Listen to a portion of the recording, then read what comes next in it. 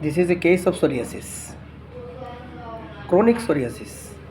তাহলে we have to treat this psoriasis by the philosophy of or by the medicine of homeopathy.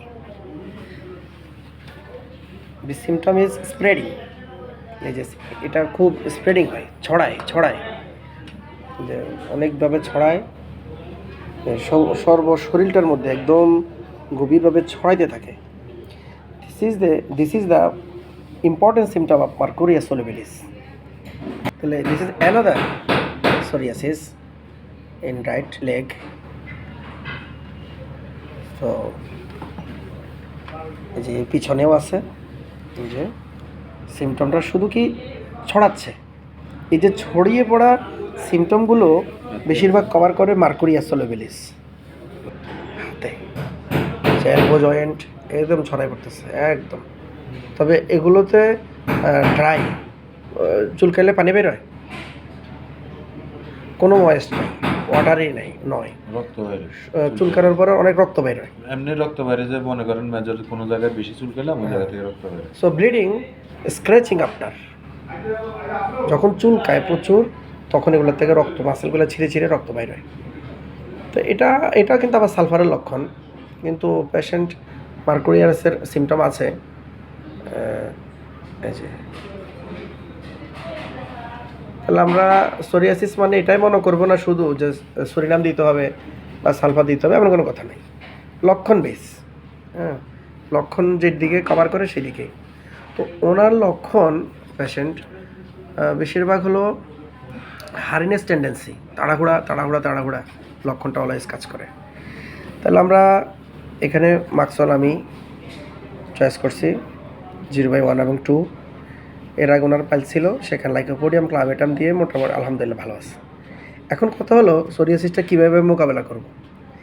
যখনই কোনো রোগীকে আমরা lycopodium প্রয়োগ করি, লাইকোপোডিয়ামের পরে সালফার এবং মাক্সল দারুণ একটা মেডিসিন, কমপ্লিমেন্টারি মেডিসিন হিসাবে তীব্র কাজ করে। আর যদি মাক্সলের general symptom, particular symptom, minor symptom, হ্যাঁ, কনকমিটেন্ট সিমটম এগুলো পাওয়া যায়, তাহলে আর সালফার প্রয়োজন হয় না, মাক্সলে দিতে হয়। কেন, ওনার জিব্বাটা এখন একেবারে মাক্সল, টিপিক্যাল পিকচার অফ মাক্সল। 100% আমি বিশ্বাস করি মাক্সলটা পড়ার সঙ্গে সঙ্গে এই রোগী 7-10 দিনের মধ্যে মানে ম্যাজিক একটা কিউ দেখবে, ম্যাজিক কিউ, হঠাৎ করে সমস্ত রোগগুলো উদাও হয়ে যাবে ইনশাল্লাহ। ওকে, তাহলে যেখানে মাক্সলের টাং এবং ঘাম এবং ওনার মাইন্ড সিমটম এবং তারপরে ধরেন ওনার চরিত্রগত রোগের চরিত্রগত লক্ষণ স্প্রেডিং, তাহলে এখানে মাক্সল ছাড়া অন্য কোনো মেডিসিন দিলে কখনো সারবে না। ইনশাল্লাহ আমি ফলো আপ কেস ডেমনস্ট্রেট করবো, আপনাদের দেখাবো রোগীটা ভালো হলো না মন্দ হলো। তো আজকেও আমার একটা রোগী মান্দারি থেকে আসা, সারা শরীরেই সোরিয়াসিস, 20 বছরের পুরাতন রোগ। ওটা তো মানে প্রথম আর্সেনিক দিয়েছিলাম, বেহুশ হয়ে গেছে রোগী, কিন্তু সে ওটা দিয়ে লক্ষ্মীপুর সদর ওষুধ খেলো।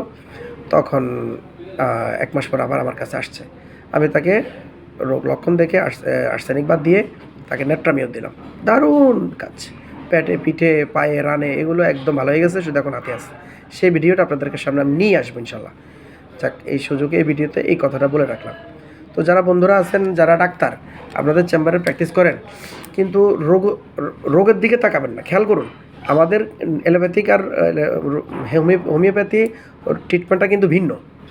আপনি যদি শুধু রোগের দিকে তাকান তাহলে সালফার, সরিনাম, রাস্টক্স এগুলোর দিকেই আপনার মন চলে যাবে, কিন্তু না, এই ধরনের কাজ করলে আপনি সাকসেস হতে পারবেন না, আপনার ক্রনিক রোগগুলোতে সাকসেস হতে পারবেন না।